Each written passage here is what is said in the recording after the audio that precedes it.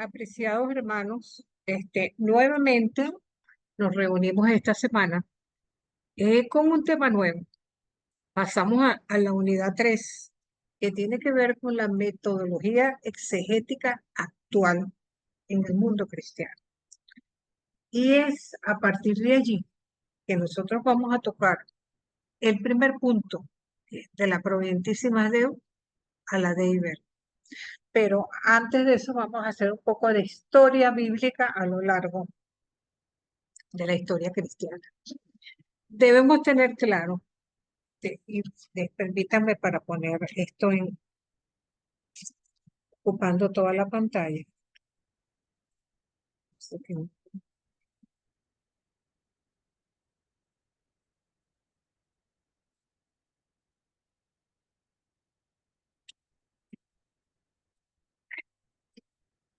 disculpen.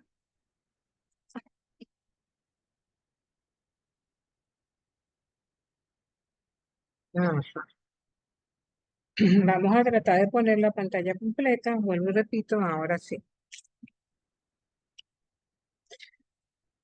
Tendríamos que decir que los primeros cristianos no leían el Nuevo Testamento. Su vida comunitaria se nutría precisamente de lo que era el Antiguo Testamento como alimento espiritual. No es sino hasta el siglo I, bien entrado casi para el segundo, que tenemos los escritos redactados en forma definitiva, de tal forma que a partir de la resurrección de Jesús se va gestando un movimiento plural, va proclamando el querigma, lo adapta en un brillante proceso de inculturación a las necesidades de las comunidades a las que estaba y en las que se observa diversidad y multiplicidad por encima de la unidad.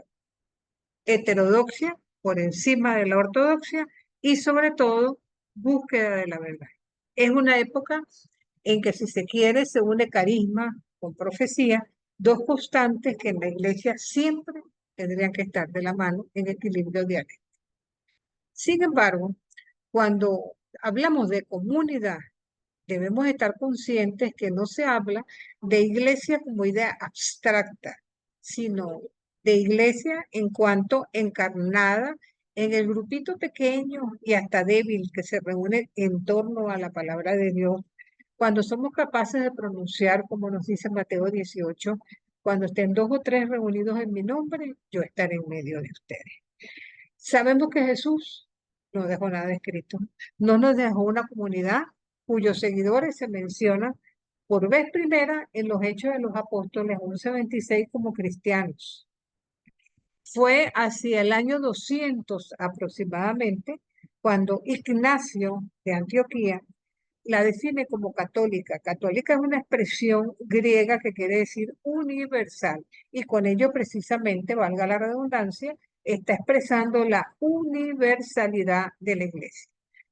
Fueron tiempos signados por el Espíritu, si se quiere, tiempos en que de alguna manera una iglesia que fue trabajando en comunidades pequeñas, que fue capaz de abrirse al martirio como testimonio, que se reunían en las casas para celebrar la palabra y la cena del Señor, y fueron dirigidos por aquellos testigos oculares que podían afirmar: yo estuve con Jesús, yo comí con él, yo estaba a su lado cuando pronunció tal o cual parábola, yo lo vi cuando hizo tal milagro.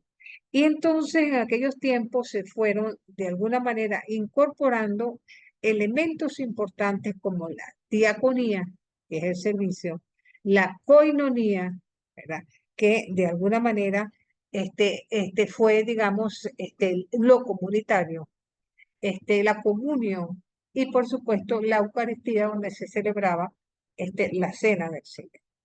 Esto es importante destacarlo, porque fueron tiempos eminentemente de tradición oral, donde los recuerdos de los dichos de Jesús y la lectura de la palabra vinieron a constituirse, en pilares de la comunidad. Sin embargo, hubo ciertos momentos históricos en que la lectura bíblica no es como la conocemos hoy día y antes bien se fue reducida y su difusión, así como su utilización práctica fue minimizada. Entonces, decimos esto porque durante los primeros siglos la iglesia fue sometida al bautismo, pero al mismo tiempo también el testimonio del martirio se vio presente en muchas de las comunidades que preferían la muerte que dejar de proclamar a Cristo.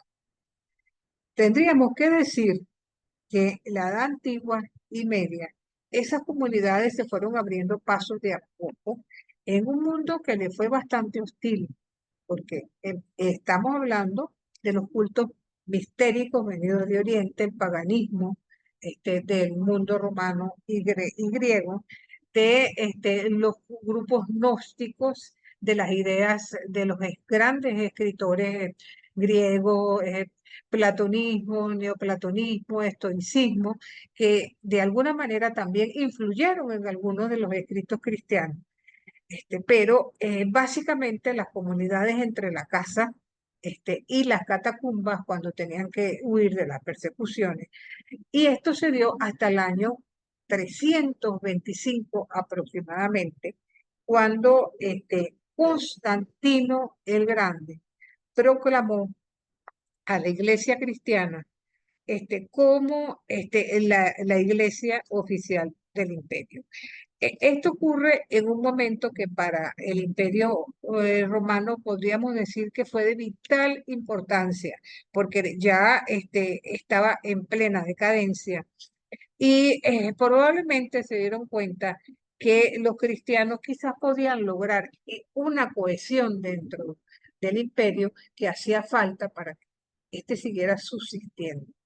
Y realmente tendríamos que ser así con el agravante que la iglesia entonces sale de la catatumba y se va a las catedrales, donde sencillamente eh, podríamos decir que la mayor parte de las personas no tenían mucha cultura, muchos no sabían leer, tampoco había acceso a todos los,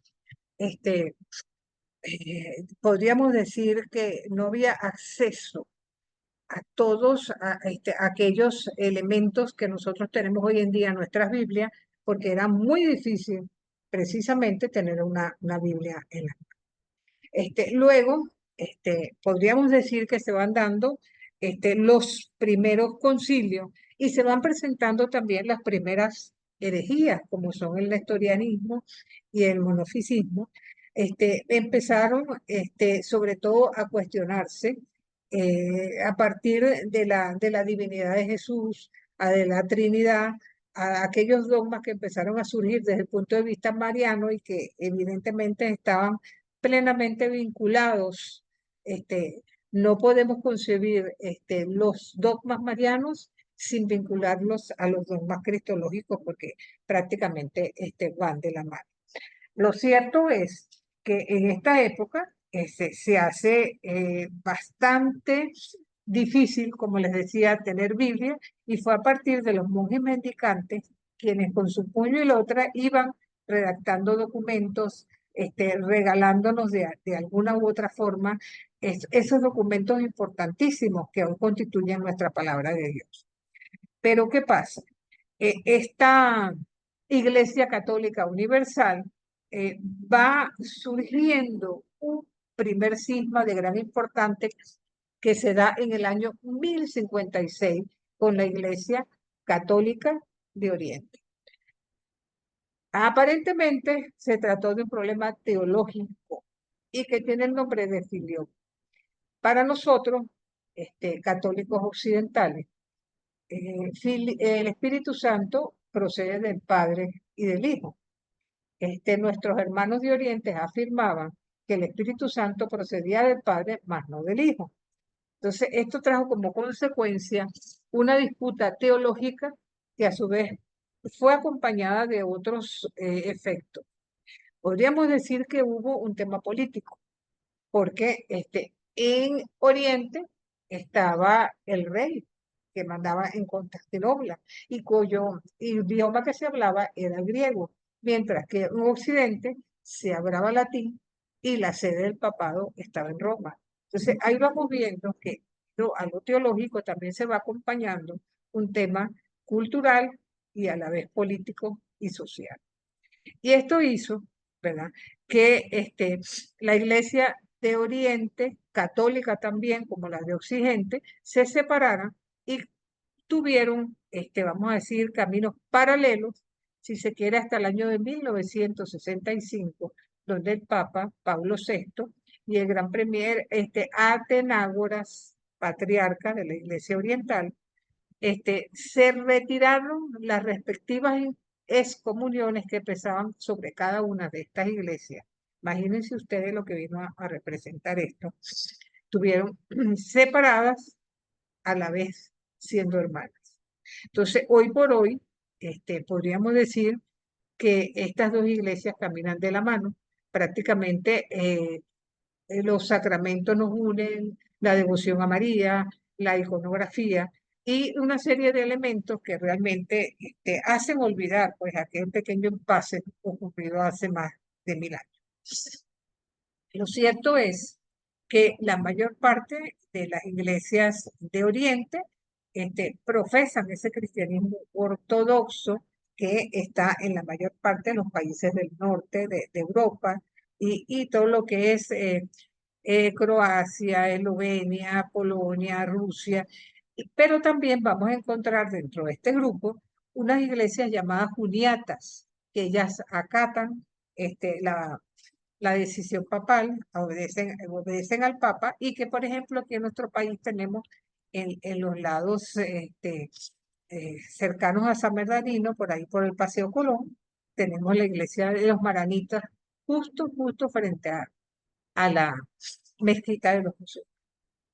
Entonces, podríamos decir que, excepto que una pequeños escollos de separación en los siglos XII y XIII, vamos a encontrar que hasta 1500, ¿verdad?, vamos a tener una iglesia bastante compacta y gracias a la imprenta, que fue, podríamos decir, el mayor logro para poder obtener la Biblia en su mayor efecto, tenemos, ¿verdad?, que uno de los mayores valores fue las traducciones en las lenguas vernáculas. Ya hacia el año 407 habíamos tenido la Biblia de San Jerónimo traducida al latín, pero estamos hablando nuevamente de expresiones que manualmente se escribían casi siempre en el ámbito de los, de aquellos lugares monásticos donde muchas veces los padres se dedicaban a esta labor tan imperiosa. Pero la imprenta cambió todo. Ya para el año 1500 se decía que ya había por lo menos 70 ediciones de la Vulgata, ¿verdad? Y eso trajo consigo, ¿verdad?, la necesidad también de llevar la Biblia al pueblo, pero llevárselo en su idioma natal, el idioma que eran capaces de ellos de entender. Y tenemos que para este entonces tenemos 15 ediciones en Alemania, 11 en el idioma italiano, en catalán, en francés, o sea, prácticamente en todos los idiomas europeos vamos a encontrar ya versiones en sus propios idiomas.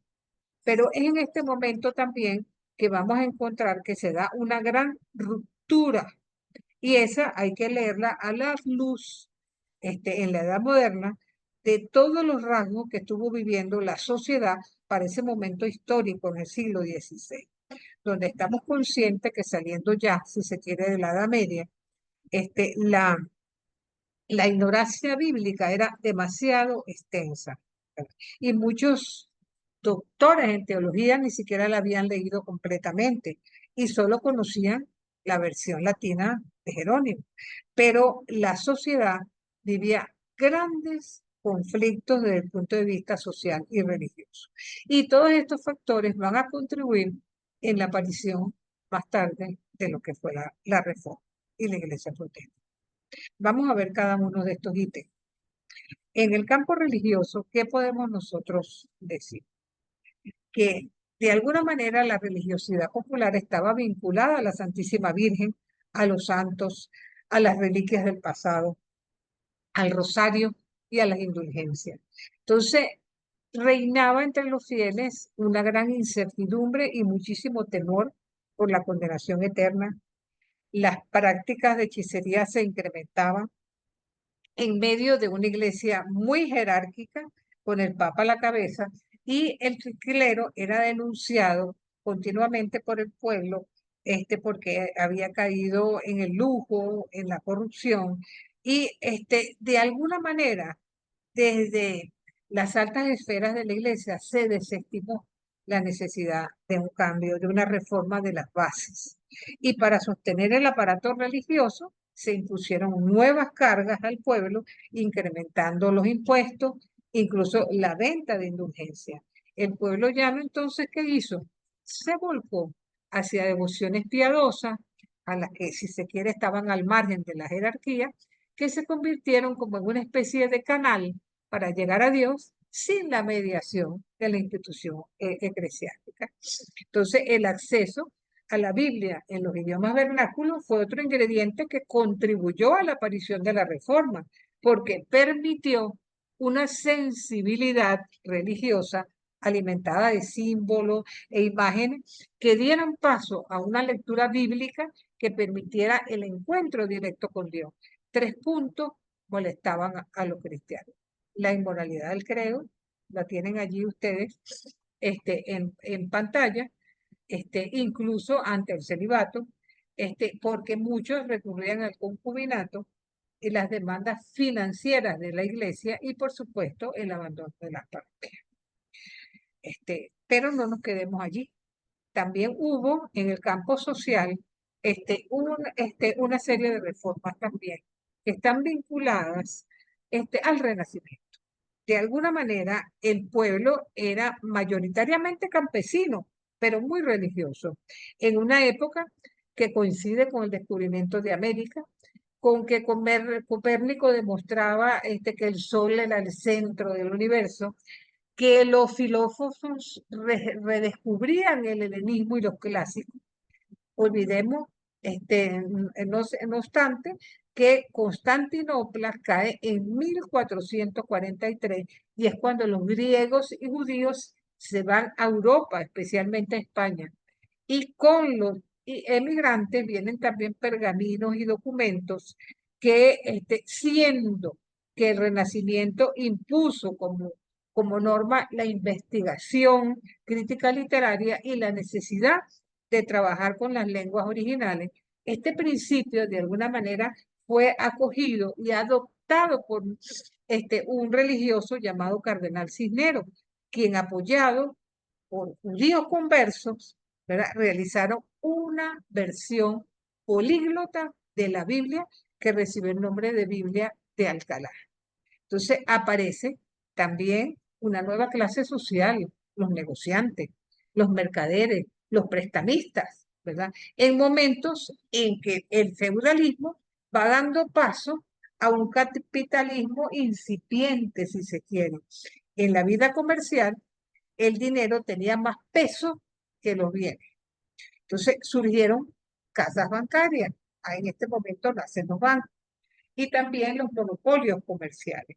Todo ello vino en detrimento del campesinado, que de alguna manera se sintió, de algún modo, desasistido completamente. Pero no nos quedemos allí. También en el campo político hubo cosas verdaderamente importantes. Podríamos decir que estamos ante una situación bastante compleja. Europa se preparaba para nombrar al nuevo emperador del Santo Imperio Romano, en condiciones que presagiaban guerras, tensiones políticas e intrigas. En este interín, el sultán Soleimán II había llegado a las puertas de Europa. Hungría fue invadida por los turcos y todo eso daba a entender como una guerra inminente ¿verdad? Con la desaparición de Europa y con ello el fin del mundo. Podemos imaginar todo lo que esta gente estaba viviendo. Y eso que no les estoy hablando de las cuestiones de tipo sanitario, porque también podemos hablar de esta época de plagas que diezmaron gran parte de la población. Entonces, los países estaban divididos a merced de príncipes y reyesuelos ambiciosos y guerreros que querían disputarse en unos y otros el poder. Entonces, a todo ello habría que agregar los intentos de reforma de la iglesia que habían sido controlados ya hacia el siglo XII. Algunos grupos como los cátaros, los valdenses, los wiflistas y husitas habían sido, no vamos a decir que rechazados, pero lograron perder muchísima fuerza. Entonces, el Renacimiento, que abre las puertas a todo lo que tiene que ver con el saber humano, da, digamos, las pautas para una renovación desde el punto de vista social, cultural y religioso que se va a estar gestando en este siglo XVI. Y es lo que a la postre va a llevar a que un personaje conocidísimo como fue Martín Lutero, criticando lo que fue la política de las indulgencias, surgiera con él las iglesias protestantes y la reforma protestante como tal. Veamos entonces un poco cómo se dio este proceso.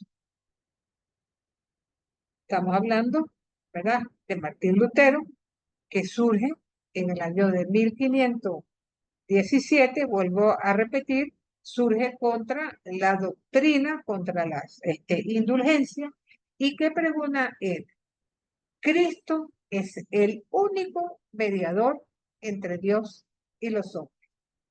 La escritura, solamente la escritura, basta como autoridad para que el cristiano sea capaz de llegar hasta Dios, y rechaza el papel tutelar de la Iglesia Católica y de los pastores que hasta ese momento tenían.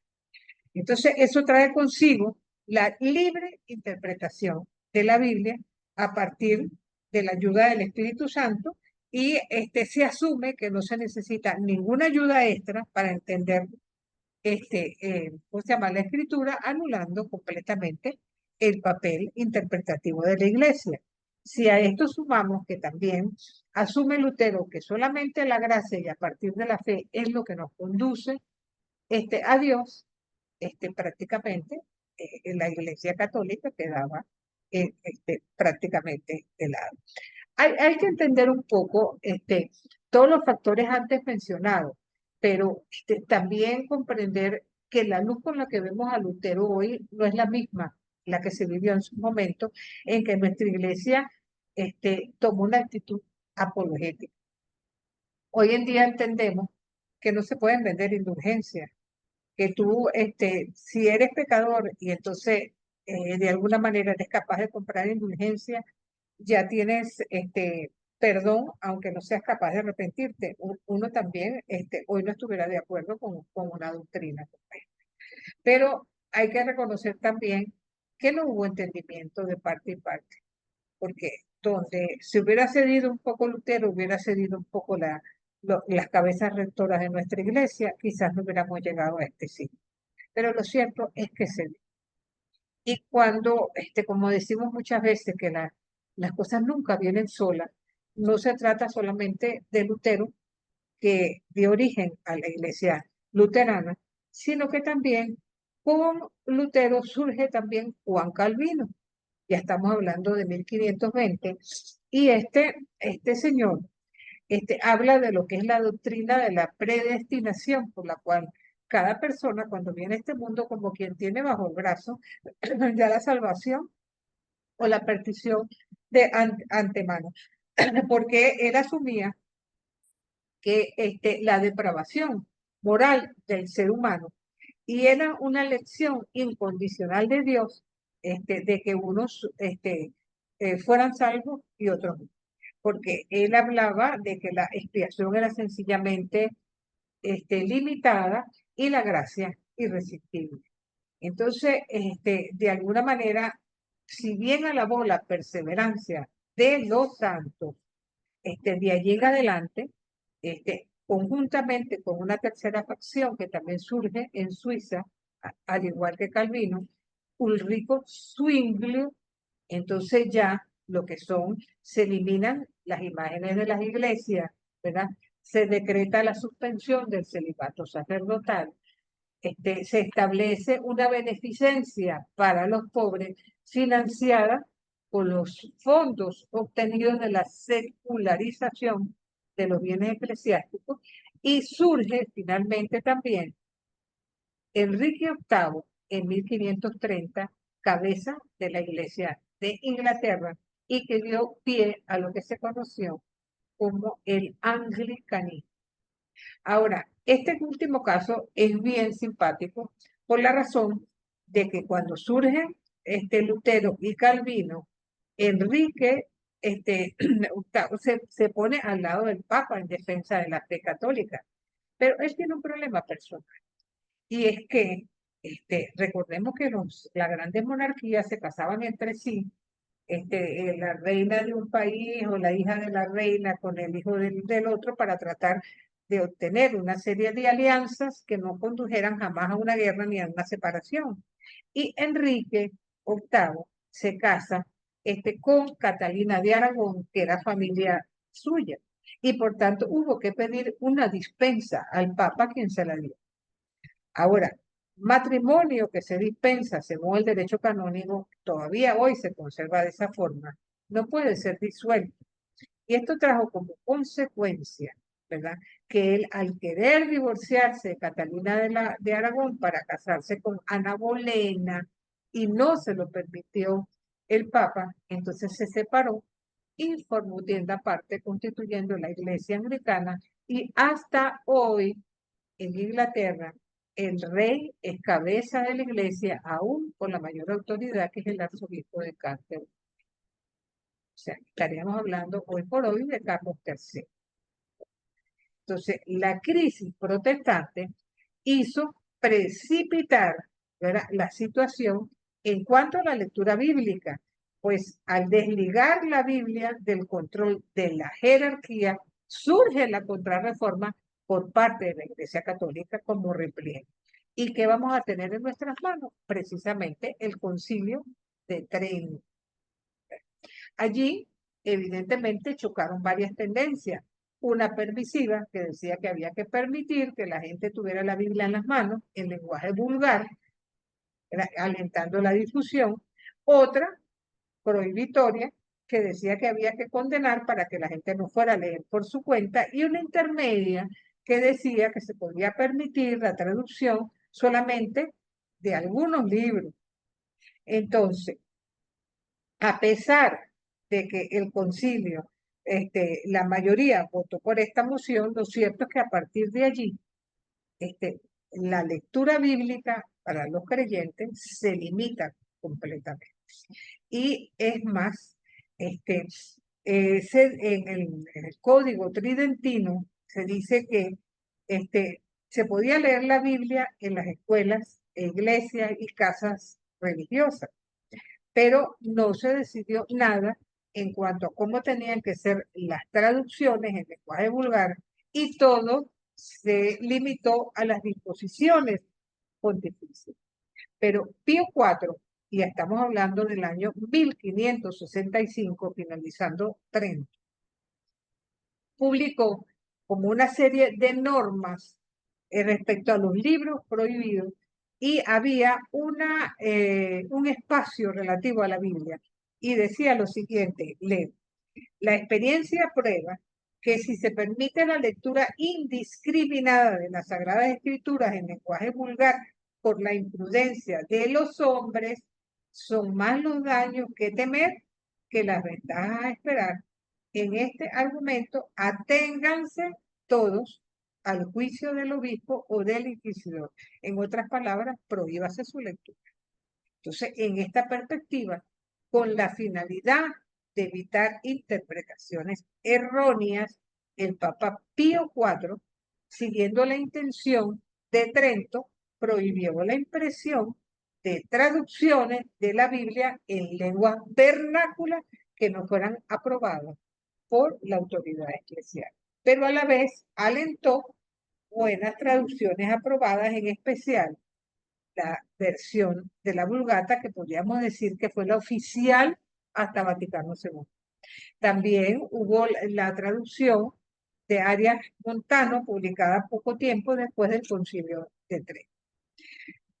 Al tener esta limitación en nuestra iglesia, por el contrario, las iglesias protestantes estaban trabajando con los textos bíblicos, traducciones en varias lenguas, y como aparece la versión de Valera, mejorando la anterior de Reina, que fue de 1567 a 1569, nace en 1800 la Sociedad Bíblica Británica y Foránea, que favoreció la proliferación de numerosas organizaciones que surgieran a lo largo de Europa para la edición de la Biblia.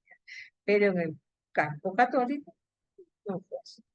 Y hubo que esperar a un papa como fue Benedicto XIV para que se abriese un pequeño espacio, estamos hablando ya de 1757, que permitió por primera vez la Biblia en lengua vulgar con dos condiciones: que el texto fuera acompañado de notas y que no fallara la aprobación eclesiástica. Todavía hoy, si ustedes hojean cualquier Biblia, sea la edición que sea, van a encontrar siempre en la primera parte que tiene aprobación eclesiástica. En este sentido, es bueno destacar la traducción de Erasmo, quien preparó la traducción del Nuevo Testamento al griego. Al mismo tiempo, Rachel, que era un alemán, va preparando el estudio para las lenguas vernáculas al publicar su gramática y diccionario del hebreo.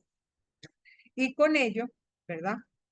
Van a surgir una serie de herramientas indispensables para el estudio de la Biblia, que tomó como un poderoso impulso y gradualmente se fue abandonando la metodología basada en los 4 principios aquellos que estudiamos del sentido, ¿verdad? Y se estableció que la Biblia no tenía más que un solo sentido. Entonces, el dominio de las lenguas, a su vez, permitió una mayor capacidad crítica. Y aquí hay que mencionar, por ejemplo, a un señor cuyo nombre era Lorenzo Balsa, quien demostró que el documento constantiniano al Papa era falso. Hasta este momento se consideraba como auténtico. Hizo también críticas al Nuevo Testamento e incluso demostró que un tal Dionisio, que era considerado discípulo de Pablo, no era tal, porque vivió hacia el siglo V, ¿verdad? Mientras que Pablo estaba en el siglo I. Entonces, lo importante es que para este momento van haciendo como una corriente capaz de distinguir entre qué textos eran auténticos y qué textos eran falsos, ¿verdad? Por el lenguaje utilizado. Entonces se podía ya determinar de qué época venía. Y entonces esto nos permite llegar al tema que nos ocupa, de la Providentissimus Deus al Vaticano II. Antes tendríamos que decir lo siguiente. Es a partir, ¿verdad?, sobre todo de la iglesia calvinista, que surgen gran cantidad de grupos. Pero una cosa no se nos debe olvidar. Nosotros siempre decimos que nuestros obispos y sacerdotes provienen de los apóstoles, porque ha habido una continuidad apostólica desde Pedro en adelante. Y aquí se dividen las opiniones, porque hay quienes afirman que al irse Lutero y al irse con el obispo y irse muchos sacerdotes, rompen con ese origen apostólico. Otros, por el contrario, afirman que siendo ellos sacerdotes y obispos, la continuidad continúa. Esa discusión todavía continúa, pero lo cierto es que estas iglesias antes mencionadas se consideran high shore, se consideran iglesias altas, iglesias serias. Entonces, ¿qué es lo que pasa? Que a partir de estas iglesias han surgido distintos grupos y algunos han llevado a ser considerados sectas. Pero podemos sacar como unas pequeñas premisas de quienes, aun cuando tengamos divergencia, podemos seguir considerándonos cristianos. Recordemos que Jesús una y otra vez nos repiten en los evangelios que para que todos seamos uno. ¿Ok? Entonces, esto es importante destacarlo, porque para todos los cristianos, para todos, Dios es un ser personal, ¿verdad? Y Jesús es Dios y hombre verdadero, a la vez que Dios es un ser personal y es amor. Todo el que se dice cristiano tiene fe en la Trinidad. Todo el que se dice cristiano considera tanto el Antiguo Testamento como el Nuevo, como la Biblia y palabra de Dios en su totalidad. Hay pertenencia a un grupo, a una comunidad, a una cabeza que es Cristo. Dos sacramentos que nos unen a todos, el bautismo y la cena del Señor, aun cuando esta interpretación sea diferente. No es por mérito, sino por gracia que somos salvados. Pero el cristiano está en esta tierra como peregrino hacia la tierra prometida celestial. Y en ese peregrinaje está necesitado de convertirse, donde debe vivir en oración, donde cree firmemente en la resurrección, en que el amor de Dios debe de manera horizontal también difundirse hacia el prójimo y por supuesto la espera en un cielo nuevo y una tierra. Quienes no creen estos presupuestos no pueden ser considerados cristianos. Esto es bueno destacar, porque esto surge precisamente, estas premisas, en un momento, ¿verdad? Cuando surge la concepción mecanicista de la inspiración de la Biblia, donde algunos llegaron a afirmar que incluso las vocales en el texto sagrado eran inspiradas. Esta tendencia increíblemente no ha desaparecido por completo, pero hay que reconocer, ¿verdad?, que de alguna manera, si bien hay discrepancias esenciales de índole histórica, sociológica y psicológica y cultural en las distintas iglesias, esta verdad revelada es común a todos. Otra cosa que tendríamos que destacar es que existe un prejuicio, y yo creo que comúnmente aceptado, y hasta por siglos, de que la lectura de la Biblia se habría perdido totalmente en la Iglesia Católica y que recién apareció con Vaticano II. La lectura se ha vuelto a hacer, vamos a decir así, en los últimos 50 años. Pero esto no es verdad. Afirmar eso sería radicalizar el uso de la escritura como se hizo durante muchísimos siglos. Incluso muchos santos fundadores de órdenes religiosas, como Santo Domingo de Guzmán, pues se dice que Santo Domingo de Guzmán no tenía más que los evangelios y las cartas de Pablo, ¿verdad? San Ignacio de Loyola, Jesús María, Luis María Griñón de Montfort y muchos otros, trataron de vivir el evangelio con muchísima fidelidad. A veces de que no siempre encontraron los medios físicos para tener todos los textos en la mano. Lo cierto es que hacia 1800 ya había ediciones integrales o parciales de la Biblia en 71 idiomas. Y con esta difusión, y gracias por supuesto a la imprenta en adelante, se tuvieron millones de ejemplares. Naturalmente, el espanto causado por la Revolución Francesa, estamos hablando de 1779, influyó también en el movimiento bíblico.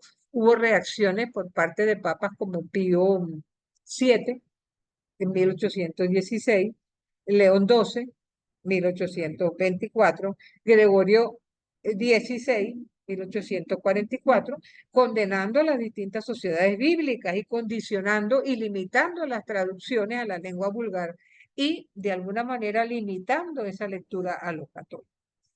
Ya para entonces, las ciencias históricas y naturales fueron planteando un problema de credibilidad, precisamente a lo que era el contenido de la Biblia. Entonces, no tanto la interpretación misma, sino más bien en base a la crisis concordante que hubo en nuestra iglesia. Pero esa crisis también fue partícipe de las iglesias protestantes. Lo cierto es que en el 1893, ¿verdad?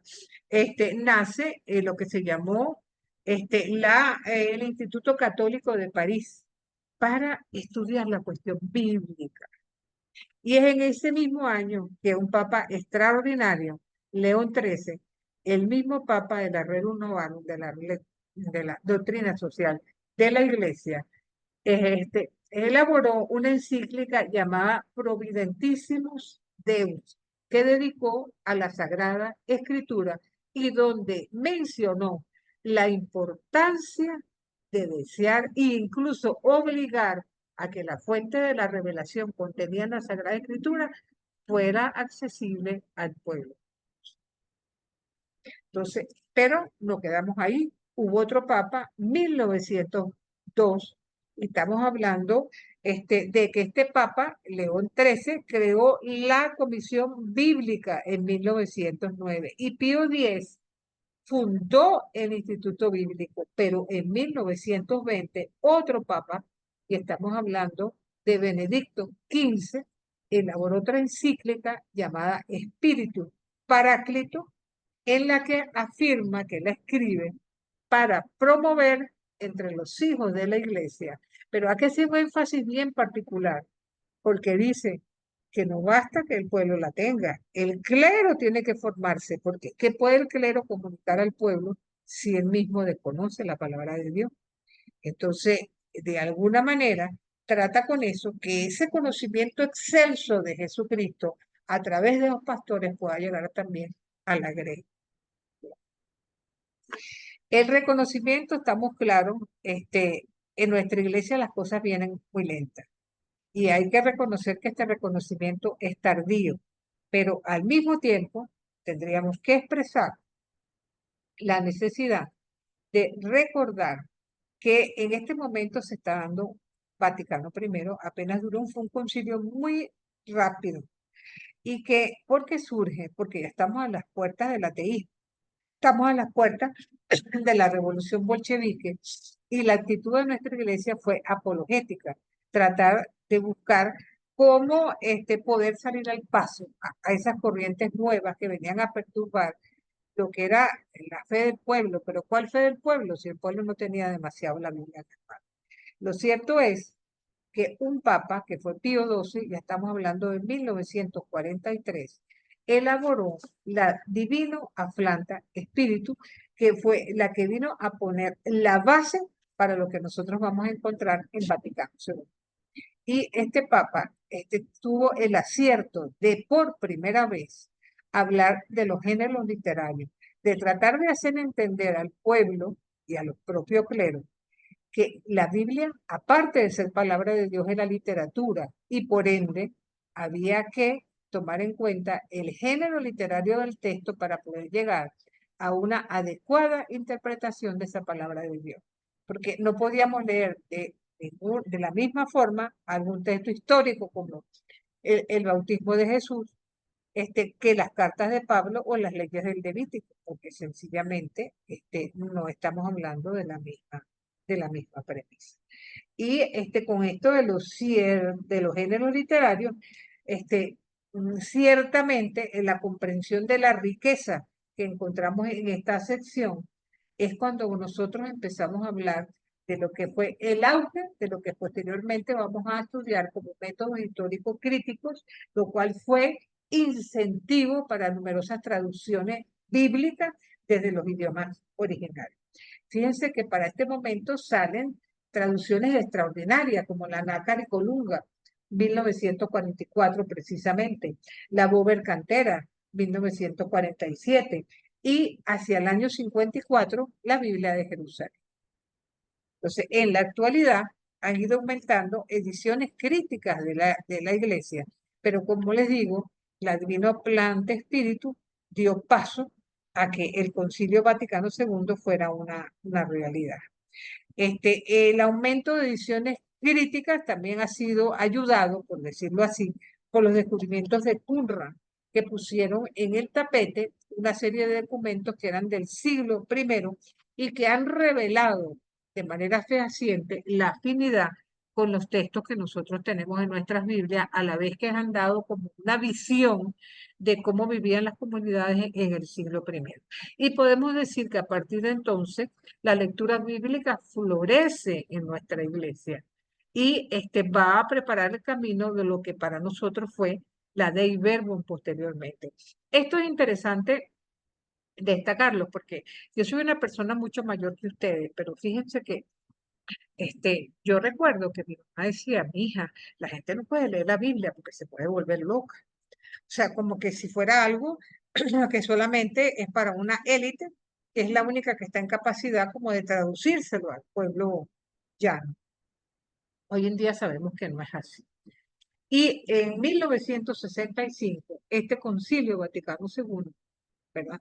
Con la constitución dogmática de la Dei Verbum, nos recomienda la lectura asidua de la Sagrada Escritura, la lectura frecuente, ¿verdad? Acompañada, por supuesto, de todo lo que para nosotros es la importancia de la oración y todos los medios que utilizamos para conocerla. ¿Por qué fue importante Vaticano II? Hubo 3 declaraciones sobre la libertad religiosa, los medios de comunicación y las relaciones con las iglesias no cristianas. Esto es importantísimo, porque hasta Vaticano II se pensaba que fuera de la iglesia cristiana no había salvación, de la iglesia católica, perdón, no había salvación. Entonces, nosotros podemos imaginar a un personaje como Mahatma Gandhi, que practicó siempre la no violencia y sabemos que fue un hombre memorable, no se bautizó. Entonces podrá estar condenado solamente porque no fue bautizado bajo la Iglesia Católica. Tendríamos que mencionar que el Concilio Vaticano II tuvo el acierto de reconocer la semilla del verbo en todas las culturas. Y esto de alguna manera nos acerca al mundo moderno, donde los medios de comunicación eran vistos como enemigos y como todo aquel que no fuera cristiano también era como que si fuera una especie de antagonista, cosa que sabemos que no fue así. Aparte de esto, también hubo 9 decretos que de alguna manera trata de abarcar los distintos aspectos pastorales y disciplinares, la misión de la iglesia, la necesidad de llevar el evangelio igual que la iglesia primitiva, el ministerio de los sacerdotes, la renovación de la vida religiosa. Fíjense que hoy en día hay muchas congregaciones que no visten hábitos, tanto mujeres como hombres, y esto parte de aquí la misión de los obispos, la participación de los laicos, la mejor formación de los sacerdotes, por supuesto, el ecumenismo.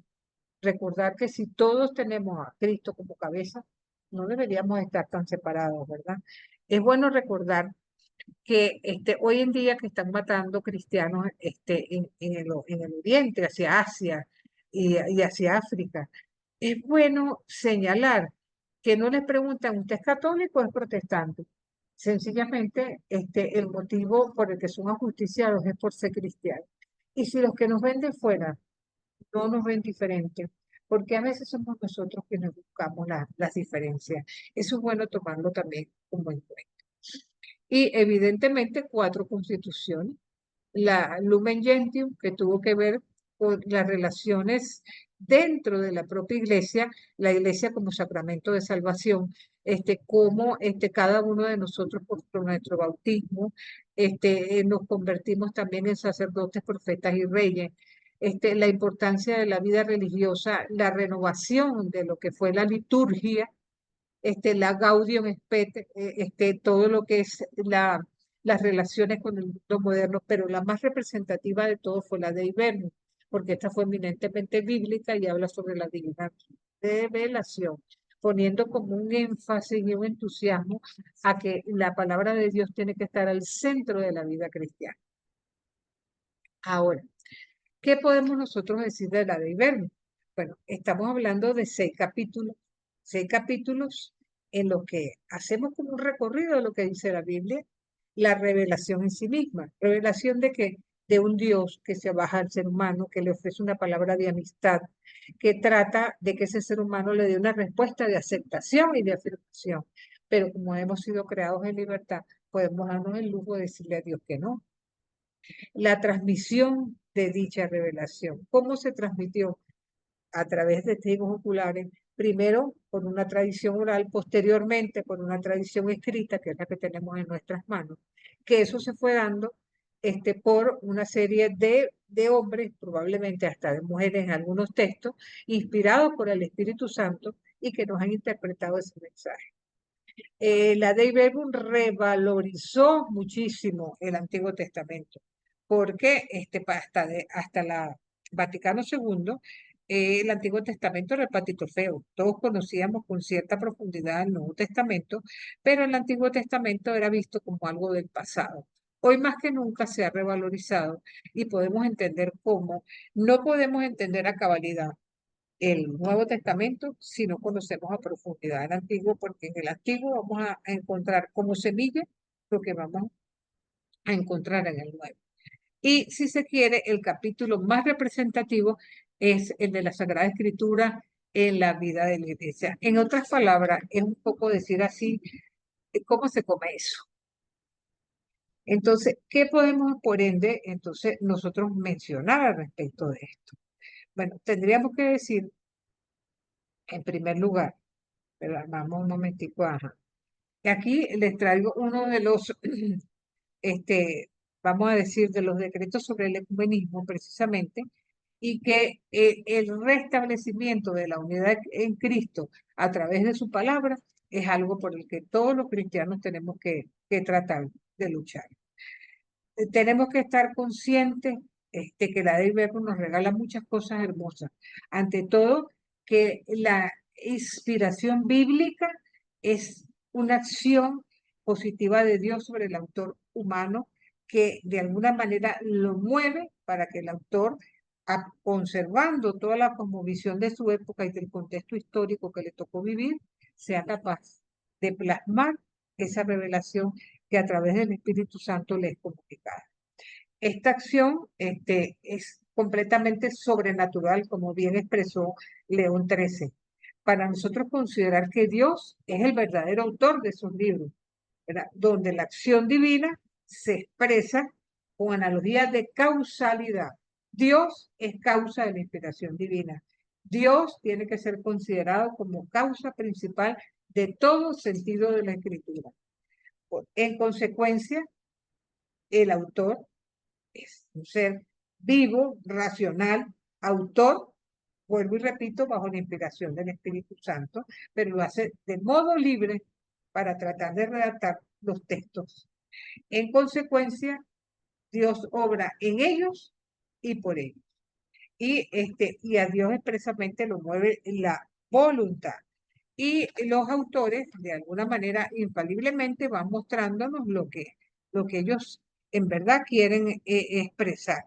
Entonces, la analogía del carisma de inspiración bíblica con el misterio de la encarnación del verbo es algo que, si bien está expresado en lenguaje humano, hace que esa expresión no sea más que reflejo de lo que Dios quiere y quiso para nosotros.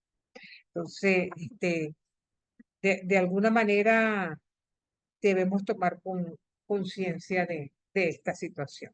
Ahora, ¿qué más nosotros podemos entonces decir al respecto? Bueno, ¿cómo ha sido un ejercicio de lectura que yo quiero comunicarles a ustedes a partir de la expresión de Efesios 4, 7, 11 al 13? Y que más bien podamos nosotros utilizarla como una especie de lectio divina. Evidentemente, ustedes están al tanto de los pasos para la lectio, el primero de los cuales es invocar al Espíritu Santo, amor del Padre, amor del Hijo, para que seamos capaces de inspirarnos para pensar lo que debemos decir, cómo debemos hacerlo, lo que debemos callar, cómo debemos actuar y sobre todo que todo sea para gloria de Dios y para nuestra santificación. Entonces, es importante, cuando tomamos en cuenta este texto, tomar en cuenta las últimas corrientes que se están dando en nuestra iglesia en relación con la sinodalidad. La sinodalidad no es otra cosa que la vuelta a la iglesia circular del comienzo, donde cada quien tenía una palabra que decir, tenía o sea, era importante entre iguales, independientemente del carisma particular de cada persona y de la, vamos a decir, del papel de protagonismo que pudiera tener dentro de la comunidad. Entonces, recordar que es a partir de nuestro bautismo que estamos llamados a una determinada vocación, sin diferencia o distanciamiento, inclusive con aquellas personas que a veces nos obligan como a discernir hasta qué punto nosotros podemos hablar de unidad. Entonces, ¿qué es lo primero que nosotros debemos hacer? Proclamar el texto. El tema de este pasaje podría resumirse como unidad y diversidad del cuerpo de Cristo. Bueno, cuando ustedes oigan esta presentación, les exhorto a que realmente hagan la lectura entre ustedes, porque yo no voy a compartir con ustedes en este momento, pero sí me gustaría un poco la resonancia que voy a esperar de ustedes la próxima semana, donde sí voy a compartir.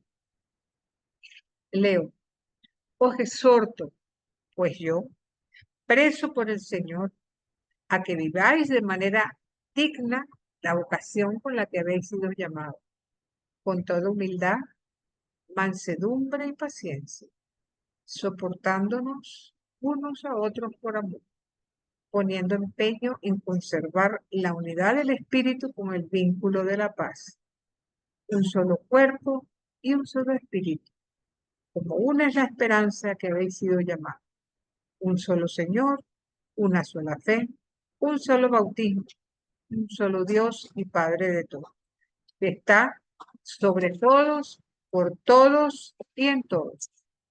A cada uno de nosotros le ha sido concedido el favor divino a la medida de los dones de Cristo. Él mismo dio a unos el ser apóstoles, a otros profetas, a otros evangelizadores, a otros pastores y maestros, para el recto ordenamiento de los santos en orden a las funciones del ministerio, para edificación del cuerpo de Cristo, hasta que lleguemos todos a la unidad de la fe y del conocimiento pleno del Hijo de Dios, al estado de hombre perfecto, a la madurez de la plenitud de Cristo. Palabra de Dios. Si esto no es sinodalidad, ustedes me dirán qué podemos nosotros hacer.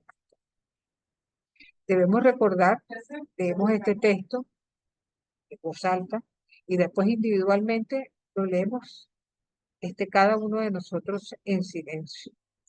Y debemos entonces empezar a discernir qué es lo que dice el texto. Una vez que hayan hecho esto, es lo que el texto tiene que decirnos a nosotros. Porque esto evidentemente nos tiene que llevar a un compromiso. Entonces, ¿a qué nos obliga ese compromiso?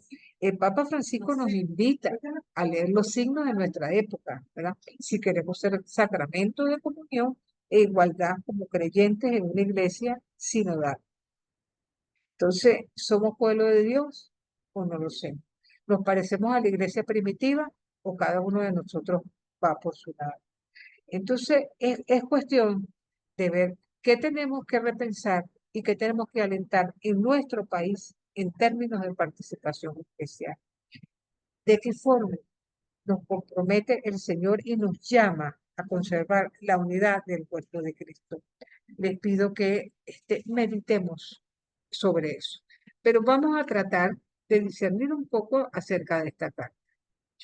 El fragmento de la carta que hemos escuchado es uno de los grandes textos eclesiales del Nuevo Testamento.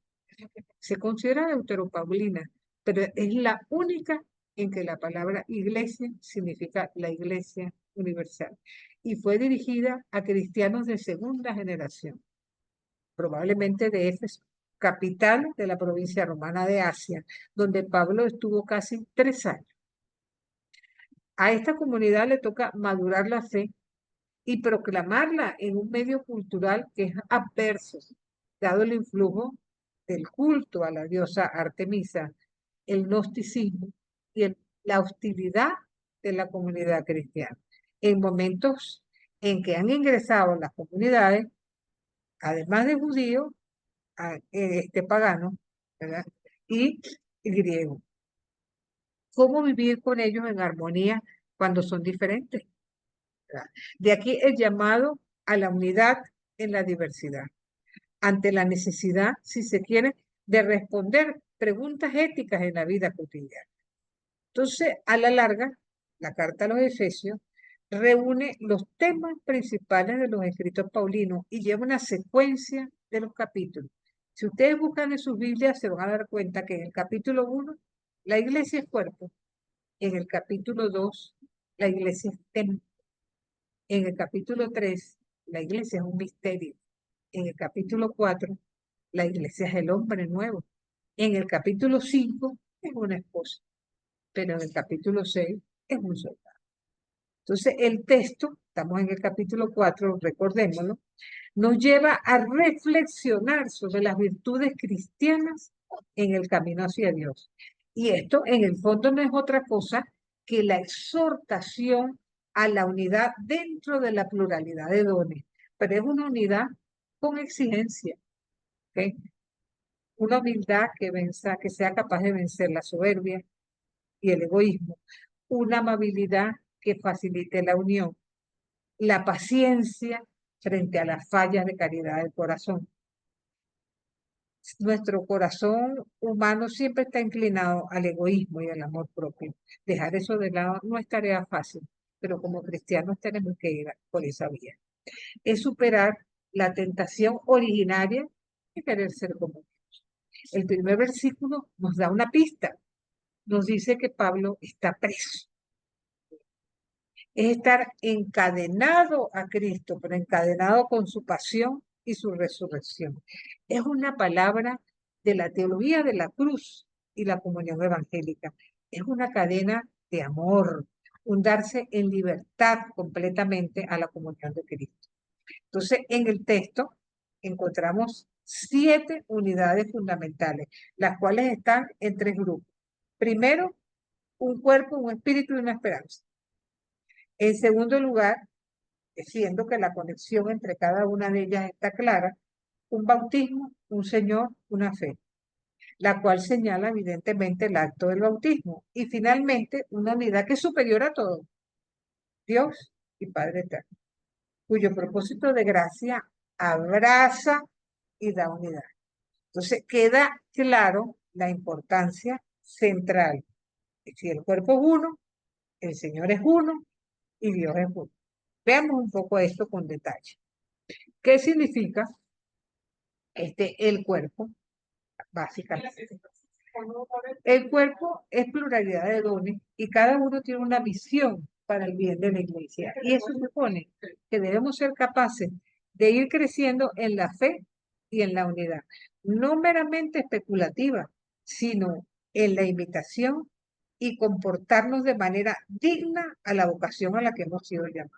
Lo cierto es que existe como una tensión entre la realidad esencial de la iglesia y la realidad actual, entre lo humano de ella y lo divino, entre el ya y el todavía no, ¿verdad? Entonces, esa tensión la vivimos en una iglesia que muchas veces la percibimos dividida, siendo la apostasía, digamos, el pecado más grande contra el cuerpo de Cristo, porque es un verdadero signo. Un espíritu, él que dio su ser a la iglesia, poniéndola como sello de propiedad, es el que da las virtudes y los dones para hacer testimonio con palabras y acción.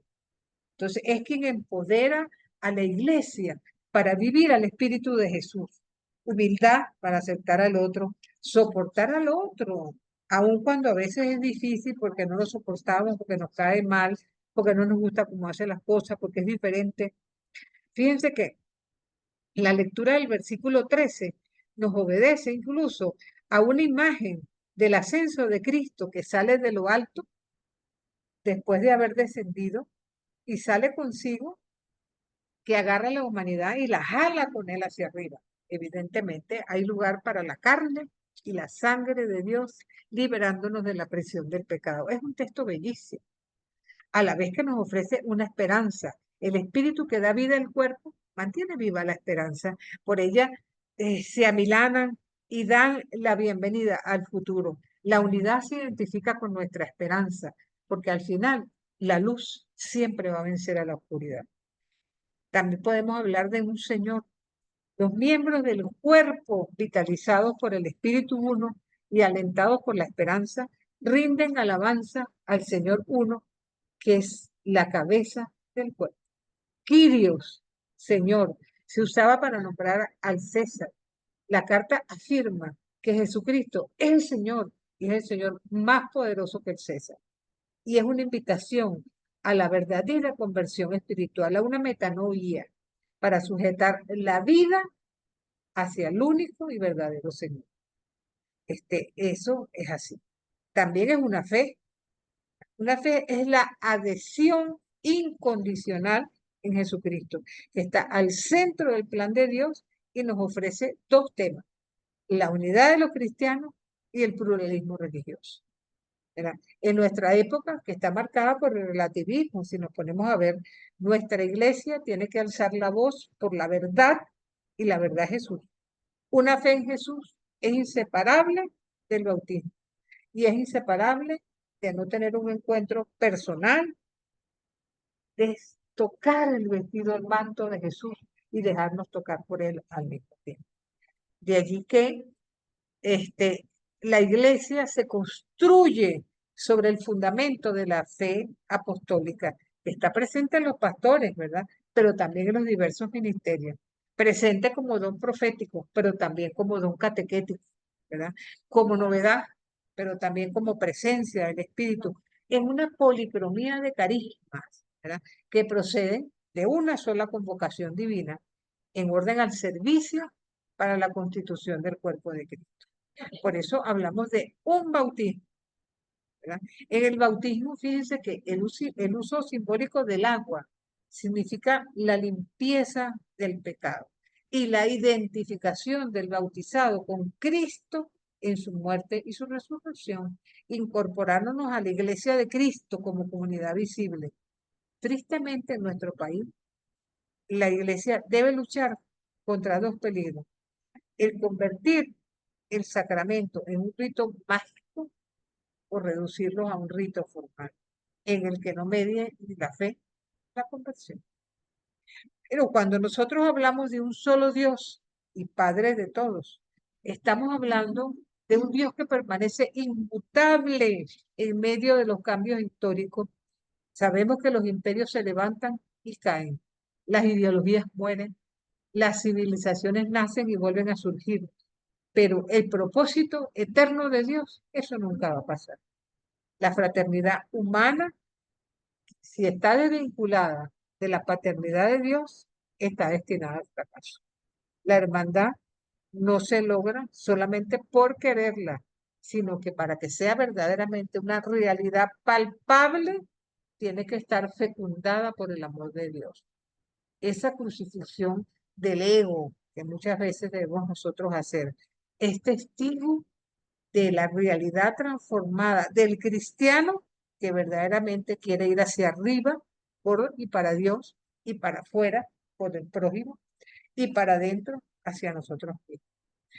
Debemos recordar que la falta de amor en nuestra iglesia actual es el denominador común, que además de impedir que nos amemos, nos impiden a que nos conozcamos.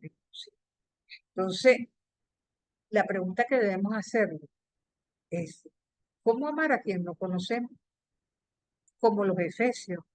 ¿No será que debemos trabajar un poco más en el ágape? Bueno, esa es la invitación que yo les hago para que seamos nosotros capaces de seguir en esta actitud, ¿verdad? De vivir ese cristianismo día a día, tratando de ir creciendo un puntico cada vez más. Les dejo esa invitación para la próxima semana, donde nos vamos a encontrar, y les pido encarecidamente que lean el capítulo 6 de la carta a los Efesios. Es importante que lo hayan leído para que podamos reflexionar sobre este texto.